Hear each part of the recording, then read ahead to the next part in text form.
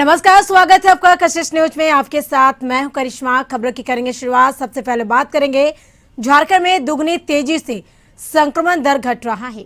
राज्य में बीते 24 घंटों में 184 नए कोरोना पॉजिटिव मरीज मिले हैं, जबकि 596 मरीज स्वस्थ होकर घर लौट चुके हैं। 4 कोरोना संक्रमित मरीजों की मौत हो गई, जिसमें पूर्वी सिंहभूम, रांची, लोहरदगा और खूंटी में एक एक संक्रमितों की मौत हुई है। राज्य भर में नए मिले संक्रमितों में सबसे अधिक पूर्वी सिंहभूम में 31, सरायकेला में 17 और पश्चिम सिंहभूम में 6 कोरोना संक्रमित मरीजों की पुष्टि हुई है। स्वास्थ्य विभाग के आंकड़ों के मुताबिक राज्य में अब तक 5089 लोगों की मौत हो चुकी है। इस समय कुल एक्टिव केस 2646 है।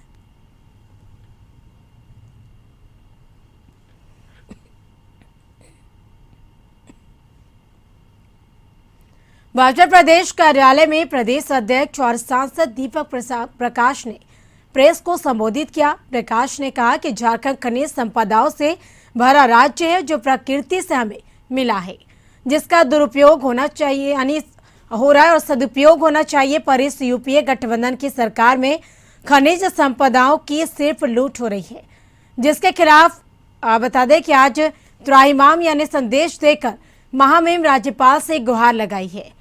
वहीं दीपक प्रकाश ने चाईबासा ठाकुरानी लॉ एस के नीलामी में सरकारी राजस्व की क्षति का भी आरोप लगाया है। रिपोर्ट आ जाता है और आप सबको जानते हैं कि रविवार का दिन बंद रहता है, सोमवार का दिन रहता है, लेकिन 30 तारीख को रिसीव कराया जाता है इसके सैंपल को और 31 तारीख को इसकी जांच करके राज्य सरकार को दे दी जाती है और 31 तारीख को ही Jharkhand state minerals development corporation में उस रिपोर्ट को दे दी जाती है। अब इस रिपोर्ट में क्या है? रिपोर्ट में यह है कि जो खनिज संपदा जो निकली हुई है, आयरन ओर निकला हुआ जो स्टॉक में जमा है, उसका परसेंटेज 40-35 से लेकर के 50% तक है। आप सब कोई जानते हैं कि पूर्व के लीजधारी कोई भी किसी का होगा, वो लीजधारी जब माइनिंग प्लान बनाता है तो माइनिंग प्लान के तहत इंडियन ब्यूरो ऑफ माइंस होता है। इंडियन ब्यूरो माइंस को रिपोर्ट दी जाती है कि हमारे जो हम माइंस कर रहे हैं उसमें आयरन ओर का परसेंटेज क्या है। और पवन कुमार जैन ने आईबीएम को जो रिपोर्ट दिया था, वो रिपोर्ट में 55 से 60%, 60 से 65% तक, 60 से लेकर के 65% तक वो दिखाया था कि मेरे खान में आयरन ओर है। तो भारतीय जनता पार्टी ने अपने जिला कमेटी का विस्तार किया है। बता दें कि जिला कमेटी के साथ प्रखंड और पंचायत कमेटी का भी विस्तार किया गया। वैसे पद जो अब तक खाली था, सभी पद पर कार्यकर्ताओं को जिम्मेदारी दे दी गई है। उधर इस मौके पर करंडी में एक सम्मान समारोह का आयोजन किया गया, जहां मुख्य अतिथि के रूप में पोटका के पूर्व विधायक मेनका सरदार मौजूद रहे। वहीं इस मौके पर सांसद प्रतिनिधि सहित अन्य वरिष्ठ भाजपा कार्यकर्ता भी मौजूद रहे। वहीं सभी नए जिम्मेदारी संभालने वाले लोगों को पार्टी के बायलॉज के बारे में जानकारी दी गई और शपथ दिलाया गया ताकि वह जनता का सेवा कर सके। वहीं इस मौके पर पूर्व विधायक मेनका सरदार ने मास्क का वितरण भी किया।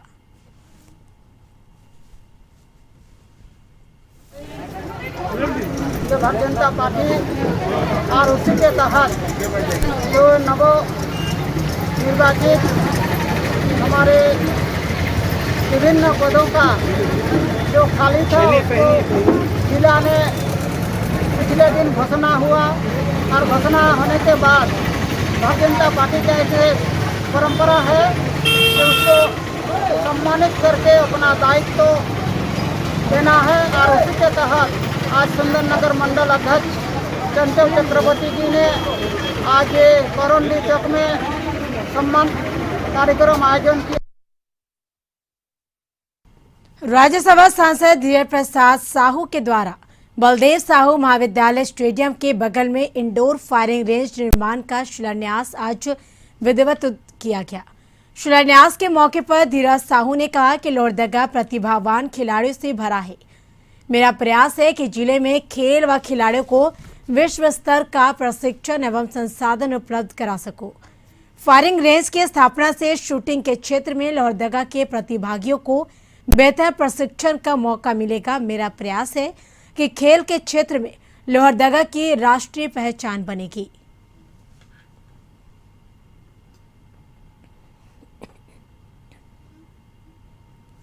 यहाँ के जो बेरोजगार लोग हैं, जो प्रतिभावान खिलाड़ी हैं, उन्हें और जागरूक करने को मैं प्रयास कर रहा हूँ कि खेल के प्रति और पढ़ाई के प्रति ज़्यादा ध्यान दें और जिला का नाम रोशन करें। और जहाँ तक मेरी अपनी इच्छा है कि इसके बन जाने से काफ़ी लोगों को फ़ायदा होगा। खाली समय में आकर के यहाँ पर प्रैक्टिस करेंगे शूटिंग के लिए। और यहाँ से मुझे पूरा उम्मीद है कि यहाँ से अच्छे खिलाड़ी निकलेंगे और पूरे प्रदेश में ही नहीं पूरे देश में नाम कमाएंगे। बाद नगर निगम चुनाव को लेकर आज बाघमारा प्रखंड सभागार में सीओ के सिंह ने बीएलओ के साथ बैठक की। बैठक में सीओ ने बीएलओ को बताया कि निगम चुनाव की घोषणा कभी भी हो सकती है, जिसको देखते हुए बूथों की स्थिति की जानकारी लिया गया। बीएलओ को उनके संबंधित बूथों की भौतिक सत्यापन कर कर्मियों की जानकारी और उन कमियों को दूर करने का निर्देश दिया गया। सीओ ने बीएलओ को निर्देश दिया कि जो कमियां उनसे दूर नहीं हो सकती वह बताएं। बिजली, पानी, शौचालय आदि की स्थिति को देखें। जानकारी मिलने पर संबंधित विभाग से सामंजस्य स्थापित कर दूर किया जाएगा। वहीं सीओ ने बताया कि निगम चुनाव को लेकर तैयारी शुरू कर दी गई है। आज बैठक बीएलओ के साथ की गई। बूथों का सत्यापन कर कर्मियों की जानकारी और कमियों को दूर करने का निर्देश दिया गया है। तो बता दें कि बाघमारे में नगर निगम चुनाव को लेकर आज बैठक की गई है। बीएलओ के साथ बूथों की कमियों को दूर करने का निर्देश दिया गया है। वहीं बाघमारा प्रखंड सभागार में सीओ के सिंह ने बीएलओ के साथ बैठक की है। इस बैठक में सीओ ने बीएलओ को बताया कि निगम चुनाव की घोषणा कभी भी हो सकती है, जिसको देखते हुए बूथों की स्थिति की जानकारी ली गई। बीएलओ को उनके संबंधित बूथों की भौतिक सत्यापन कर कमियों की जानकारी उसको दूर करने का भी निर्देश दिया गया है। अधिक जानकारी के लिए बाघमारा से हमारे सहयोगी सुधीर जुड़ चुके हैं फोन पे। सुधीर, नगर निगम चुनाव को लेकर किस तरह से तैयारी की गई है? बीते एक साल से नगर निगम के चुनाव नहीं हुए, जिसके कारण नगर निगम इन दिनों बदहाल स्थिति में चल रही है। लगभग सितंबर तक आकलन लगाई जा रही है कि नगर निगम चुनाव कराया जाएगा, जिसको लेकर कल प्रखंड कार्यालय में अंचलाधिकारी के समक्ष बैठक की गई, जिसमें बीएलओ को बुलाया गया और बीएलओ से कई तरह के निर्देश दिए गए हैं कि जितने भी वोटर कार्ड है या बूथ है सबको निरीक्षण करके जल्द से जल्द सूची सौंप दी जाए। जी बिल्कुल सुधीर, जिस तरह से बातें सामने आ रही है कि नगर निगम चुनाव की घोषणा कभी भी हो सकती है। जी देखिए, बता दो कि नगर निगम की घोषणा कभी भी अधिसूचना जारी हो सकती है, जिसको लेकर अधिकारी पूरी तरह से चौकस दिखे हैं और सभी तरह की तैयारियों में जुट गए हैं अभी से ही। जी बिल्कुल, तमाम जानकारी के लिए शुक्रिया सुधीर। झारखंड के कोल्हान में इन दिनों पत्थर, धूल और पैसे का खेल चल रहा है। हालांकि यहाँ की 42 लोक खदानें सरकारी खातों में बंद पड़ी है। बावजूद इसके सरकार के सहयोगी राजनीतिक दल कांग्रेस के नेता और राज्य के पूर्व मुख्यमंत्री मधु कोड़ा ने अपने ही सरकार पर लोक खनन के अवैध व्यापार का गंभीर आरोप जड़ दिया है। पूर्व सीएम ने अपने बयान में पुलिस प्रशासन को भी आड़े हाथों लेते हुए कहा कि थानों की मिलीभगत से बंद पड़ी खदानों से अवैध खनन के साथ आयरन का धंधा खूब जोर से चल रहा। कोड़ा की माने तो उड़ीसा से आने वाले आयरन और खनन विभाग की मिलीभगत से राज्य सरकार को राजस्व का भारी नुकसान भी पहुंचाया जा रहा है। चल रहा है, पिछले बार ही समाचार में आया है कि कहीं पर ग्रेड का खेला हो रहा है, कहीं क्या माइंस का खेला हो रहा है। तो इलीगल माइनिंग को लेके हम लोग हमेशा से बात उठाते रहे हैं कि इलीगल माइनिंग बंद होनी चाहिए। इलीगल माइनिंग होने पर क्या है कि राज्य को राजस्व नहीं मिलता है, वो हानि होता है। उड़ीसा का भी माल आ रहा है, उड़ीसा का माल तो आ रहा है। पिछले बार ही कई एक जगह समाचार में आया हुआ है मिल नहीं रहा कि झारखंड को टैक्स मिल नहीं रहा है और झारखंड जो उड़ीसा का गाड़ी है बिना टैक्स दिए झारखंड का वो चल रहा है यहाँ पर, तो वो ट्रांसपोर्ट आयरन का भी खेल चल रहा है। पिछले बार ही अधिक जानकारी के लिए चाईबासा से हमारे सहयोगी राहुल जुड़ चुके हैं फोन लाइन पे। राहुल, जानना चाहेंगे ये पूरा मामला क्या है, क्या अहम जानकारी इस खबर को लेकर?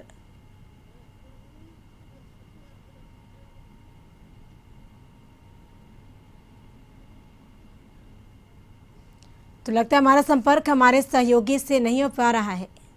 फिलहाल खबरों में आगे बढ़ेंगे, बताते कि कोविड महामारी ने ना जाने कितने परिवार वालों का सहारा है वो छीन लिया है। कोविड ने कई माताओं की गोद सूनी कर दी तो कई बच्चों के सिर से माँ बाप का साया छीन लिया गया और कई बच्चों को बेसहारा कर दिया। लेकिन इस आपदा की घड़ी में भी राज्य सरकार बेसहारा का सहारा बनी है।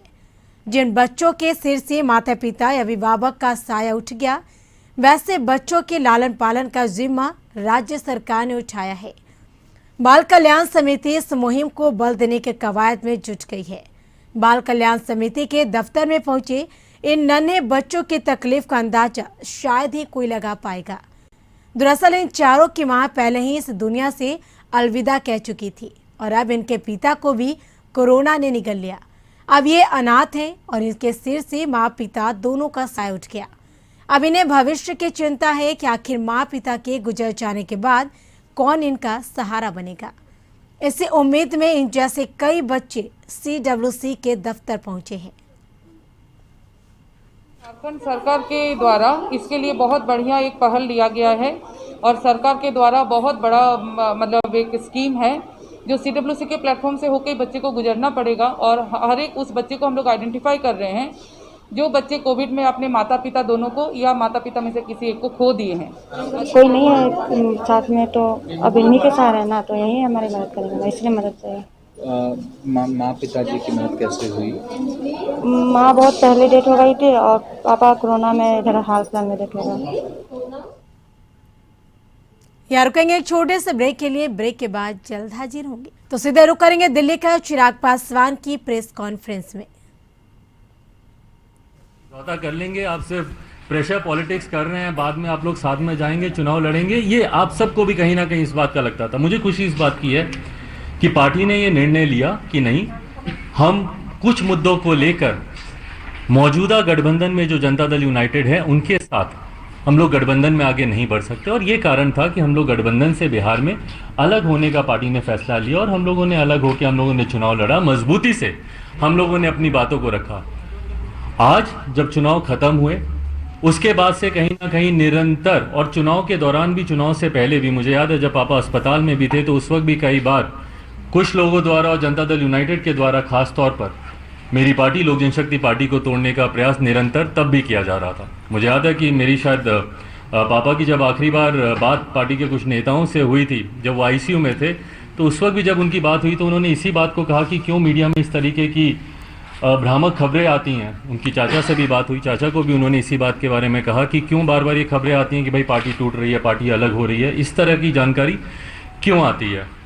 बट बहरहाल निरंतर एक लंबे समय से एक बात स्पष्ट थी कि पार्टी में कुछ लोग जो संघर्ष के रास्ते पर चलने के लिए तैयार नहीं थे, जो चाहते थे कि भैया हम लोग कंफर्टेबल पॉलिटिक्स में रहें, कि चलिए जो हो रहा है ठीक है, होता रहे, ऐसे ही गठबंधन है, ठीक गठबंधन है, लड़ेंगे जीतेंगे। और हकीकत है, मैं इस बात को मैं झुठला नहीं रहा हूँ कि अगर जनता दल यूनाइटेड, लोक जनशक्ति पार्टी, भारतीय जनता पार्टी, तीनों दल अगर साथ मिलकर बिहार में विधानसभा का चुनाव लड़ते तो हम लोग का एक तरफा जिस तरीके से लोकसभा में हम लोग 40 में से 39 सीटें हम लोग जीते, विधानसभा में भी हम लोग का परिणाम उसी तरीके से आता।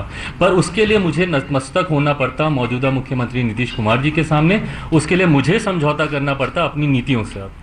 मैंने बिहारी फर्स्ट विजन डॉक्यूमेंट जो पूरे बिहार में हम लोगों ने घूमकर हर एक जिले, हर एक प्रखंड में जाकर वहाँ के लोगों से सुझाव लेकर जो हम लोगों ने तैयार किया था उसको सम्मिलित करने से साफ इनकार कर दिया गया। किसी भी गठबंधन में एक नॉर्मल प्रैक्टिस रहा है कि आप कॉमन मिनिमम प्रोग्राम आप ड्राफ्ट करते हैं, साझा न्यूनतम कार्यक्रम के हिसाब से सरकार चलती है। और मेरा भरोसा नहीं था कि भैया आपका साथ निश्चय बिहार में विकास कर सकता है। और मुझे लगता है कि हर वो व्यक्ति जिसको बिहार से प्यार है, बिहारियों से प्यार है, बिहार के युवाओं से प्यार है, अपने समाज से प्यार है, हर वर्ग के समाज से प्यार है, जो व्यक्ति बिहार से प्यार करता हो वो शायद अपनी बातों को इतनी प्रमुखता से रखता है जितनी प्रमुखता से मैंने रखा। और उसके सामने ना मैं झुका, ना मैंने किसी तरीके का मैंने समझौता किया। और अपने विश्वास पर मेरी पार्टी के पूरे समर्थन के साथ मैंने चुनाव लड़ा। बट हाँ, जैसा मैंने कहा कि कुछ लोग संघर्ष के रास्ते पर चलने के लिए तैयार नहीं थे। उन लोगों ने उस वक्त भी, उस चुनाव के दौरान भी, जिसमें मुझे दुख के साथ कहना पड़ता, बट मेरे चाचा खुद, उन्होंने चुनाव प्रचार में उस वक्त कोई भूमिका नहीं निभाई। मेरी पार्टी के कई और सांसद जो अपने व्यक्तिगत चुनाव में, वीणा जी वैशाली, वो अपने सुपुत्री उनके चुनाव लड़ रही थी, वो उसमें व्यस्त थी। कैसर साहब का क्या ही कहना, उनके तो सुपुत्र खुद दूसरे गठबंधन से चुनाव लड़ रहे थे, वो उसमें व्यस्त थे। कई पार्टी के और नेता, मेरे छोटे भाई जब समस्तीपुर में मेरे दूसरे भाई चुनाव लड़ रहे थे, उनके चुनाव में व्यस्त थे। जिस तरीके से पूरे प्रदेश भर में कुछ लोगों की भूमिका होनी चाहिए थी, उस तरीके से उस वक्त भी देखने को नहीं मिली। और कहीं ना कहीं आभास कुछ लोगों को था कि आज नहीं तो कल पार्टी संभवतः इन सवालों को लेकर उनके सामने उनसे कार्रवाई कर सकती है, उनसे पूछताछ कर सकती है। बहरहाल जब चुनाव समाप्त हुए उसके बाद, जैसा मैंने कहा कि मुझे थोड़ा समय चाहिए था अपने परिवार के साथ रहने का, वो समय मिलने के बाद जब वापस हम लोग रणभूमि में उतरने की तैयारी कर रहे थे, कोरोना प्रोटोकॉल तब तक लागू हुए, इस महामारी से बचाव के लिए कई तरीके के नियम कायदे कानून बनाए गए। और उस वक्त हम लोगों ने पुनः कुछ समय के लिए अपनी तमाम राजनीतिक गतिविधियों पर हम लोगों ने रोक लगाई। और उसके फिर तुरंत बाद मुझे टाइफाइड हुआ और संजोग ऐसा कि इस बार हालत इतनी ज़्यादा ख़राब हुई कि लगभग 40 दिन से ज़्यादा का समय मुझे लगा अपने आप को बेहतर स्थिति में लाने के लिए। अभी भी रिकवरिंग में ही हूँ, पूरी तरीके से रिकवर नहीं हो पाया हूँ, पर वो समय ज़रूर लगा। और तब तक दुख मुझे इस बात का है कि जब मैं बीमार था, जब मैं बिस्तर पे था, उस वक्त मेरे पीठ पीछे जिस तरीके से ये पूरा षड्यंत्र रचा गया, इस बात का मुझे दुख है कि अगर किसी को भी कोई भी तकलीफ होती, और जबकि मैंने निरंतर प्रयास किया अपने चाचा से संपर्क साधने का, उनसे बात करने का, चुनाव के बाद से लगातार मैंने कोशिश की कि मैं उनसे बात करूं अगर किसी तरीके की कोई समस्या है या उनको अगर किसी तरीके की बातें मेरे सामने रखनी हो। और ये संपर्क नहीं होने के बाद, ये संवादहीनता आने के बाद, मैंने स्वतः अपनी तरफ से मैंने होली के दिन, क्योंकि वो दिन मेरे लिए एक कठिन दिन था, आप सब ने अनुभव किया कि जब पापा रहते थे तो किस तरीके से हम लोग घर पर होली मनाते थे। पर उस दिन ना सिर्फ पापा के नहीं रहने की वजह से ना सिर्फ होली फीकी थी, बल्कि उस दिन मेरे साथ परिवार के भी लोग नहीं थे, चाचा नहीं थे, कोई नहीं था।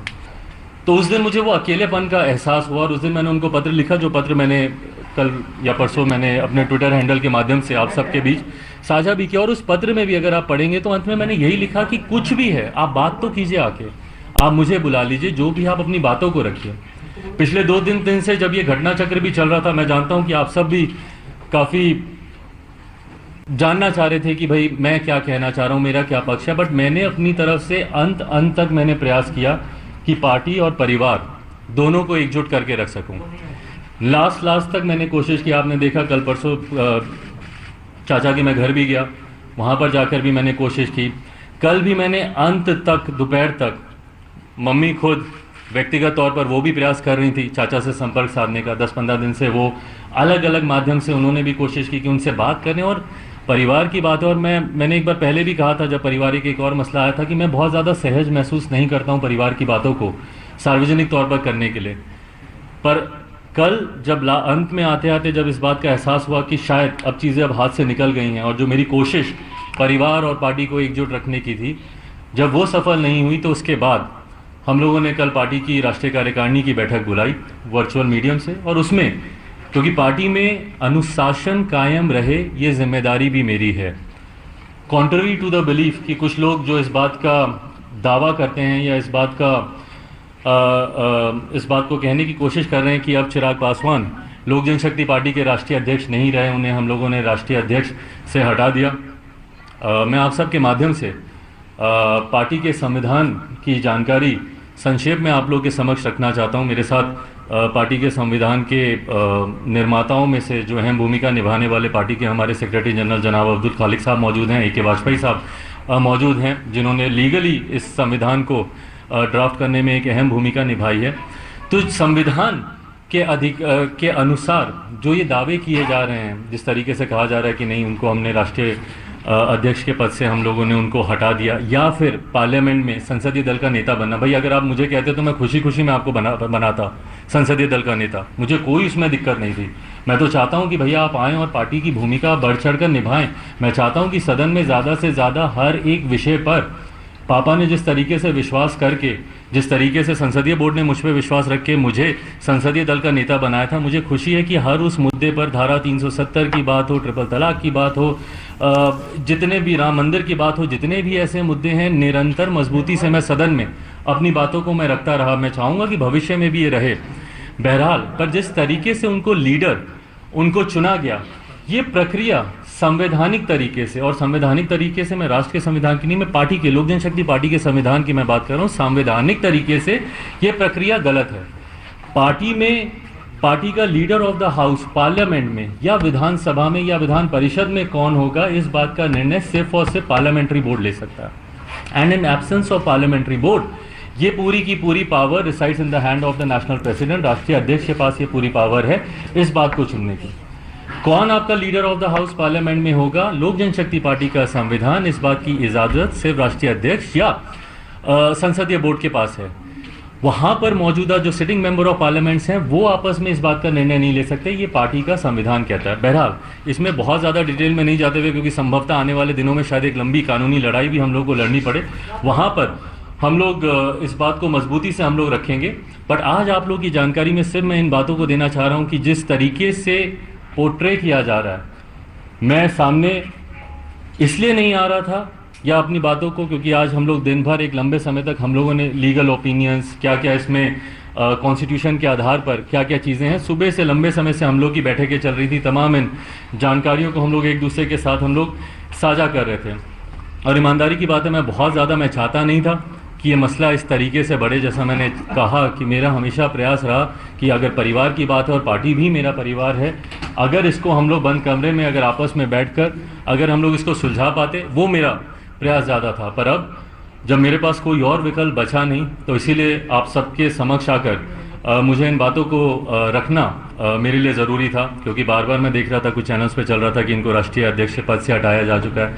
लोक जनशक्ति पार्टी का संविधान कहता है कि राष्ट्रीय अध्यक्ष का पद सिर्फ दो परिस्थितियों में खाली हो सकता है, या तो राष्ट्रीय अध्यक्ष का निधन हो, या स्वतः अपनी मर्जी से राष्ट्रीय अध्यक्ष किसी भी परिस्थिति में जब वो रिजाइन करते हैं तो उसकी जगह दूसरे अध्यक्ष की नियुक्ति की जा सकती है। बट ये तमाम बातें, जैसा मैंने कहा, लीगल मैटर्स हैं। यहाँ पे वाजपेयी साहब मौजूद हैं, विस्तार में अगर आप इनसे अगर कुछ आप जानना चाहें तो ये आपको और विस्तृत तरीके से आपको इन सब बातों की जानकारी देंगे। पर हाँ, आज आप लोगों के सामने आने का मेरा उद्देश्य बस यही था कि जो एक मैंने प्रयास किया था कि शायद परिवार, पार्टी, सारा मसला सुलझ जाए। आज जब वो सुलझा नहीं, तो पार्टी में अनुशासन बना रहे, पार्टी जिस मजबूती से जिन विचारों के साथ आगे बढ़ रही है उन्हीं विचारों के साथ वो आगे बढ़ती रहे। इसके लिए ज़रूरी था कि मैं अपनी बातों को आप सब के माध्यम से, मेरे जितने समर्थक हैं या लोक जनशक्ति पार्टी में जितने लोग विश्वास रखते हैं, हमारी पार्टी के तमाम पदाधिकारी, कल भी मुझे खुशी है कि जब राष्ट्रीय कार्यकारिणी की जब बैठक हुई तो उस वक्त भी हमने सारे पदाधिकारियों ने जिस मजबूती से पार्टी के पक्ष में अपनी बातों को रखा, पार्टी को आगे लेकर जाने के लिए रखा, पार्टी को मजबूती प्रदान करने के लिए रखा, उस दिशा में मैं अपने पार्टी के तमाम साथियों के साथ, तमाम पदाधिकारियों के साथ, नेशनल बॉडी के हों, स्टेट बॉडी के हों, स्टेट प्रेसिडेंट्स हों, विभिन्न प्रकोष्ठों के अध्यक्ष हों, हमारी जिला समिति के पदाधिकारी हों, जिला अध्यक्ष हों, उन सब की सहमति और मजबूती के साथ आने वाले समय में लोक जनशक्ति पार्टी मजबूती से इस लड़ाई को लड़ने के लिए तैयार है। पार्टी पापा ने पूरे विश्वास, भरोसे और मेहनत के साथ उन्होंने बनाई। विश्वास इस बात का कि इस पार्टी के माध्यम से जिस तरीके से वो गरीबों की, पिछड़ों की लड़ाई लड़ना चाहते हैं, समाज में कई ऐसे तत्व हैं जो निरंतर आपको बांटने का काम करते हैं, और ये पहली बार नहीं हो रहा है, इतिहास गवाह है, कई बार ऐसा प्रयास किया गया है। और इसमें मैं बोलूँगा, बांटने की जब मैं बात कर रहा हूँ तो मैं जनता दल यूनाइटेड के ही लोगों की मैं खास तौर पर बात कर रहा हूँ। दलित महादलित करने का भी काम उन्हीं लोगों ने किया, और निरंतर ये देखा गया है कि ये प्रयास किया जाता है उनके द्वारा कि जब भी कोई एक दलित आगे बढ़ना चाहता है तो उसी में ही ये लोग विभाजन करने का काम करते हैं कि भाई इनको आपस में ही फूट डाल दो, आपस में बांट दो, ताकि ये लोग आगे ही ना बढ़ पाएँ। दलित महादलित बनाना सबसे बड़ा उसका एक उदाहरण रहा। तो निरंतर ये बांटने और राज करने की रणनीति इन लोगों के द्वारा अपनाई जाती है। पर जैसा मैंने कहा कि मैं रामविलास पासवान का बेटा हूँ, मैं एक शेर का बेटा हूँ। ना मैं उस वक्त अकेले चुनाव लड़ने से डरा जब मेरे पिता के निधन को कुछ समय नहीं बीता था। उस वक्त अगर मैं डंके की चोट पर अपने मुद्दों पर, अपने अधिकारों के लिए जाकर उस वक्त अगर मैं लड़ाई लड़ सकता हूँ, तो आज की तारीख में तो मेरी पार्टी, मेरे साथियों का पूरा समर्थन मेरे साथ है। मेरी तमाम पदाधिकारियों का समर्थन मेरे साथ है और सबसे बड़ी बात बिहार की जनता जिस तरीके से सोशल मीडिया के माध्यम से हो या व्यक्तिगत संपर्क साधने के माध्यम से हो, जिस तरीके से उनका प्यार और उनका समर्थन मुझे मिल रहा है, ये विश्वास मुझे देता है कि जिस सोच के साथ पापा ने इस पार्टी को बनाया था उसी सोच के साथ लोक जनशक्ति पार्टी आने वाले दिनों में मजबूती से आगे बढ़ेगी। आप लोग का कोई सवाल है? चिराग जी, मेरा सवाल ये है कि आपके चाचा जी ने कहा है कि आपके पास कोई अधिकार नहीं है और कल पटना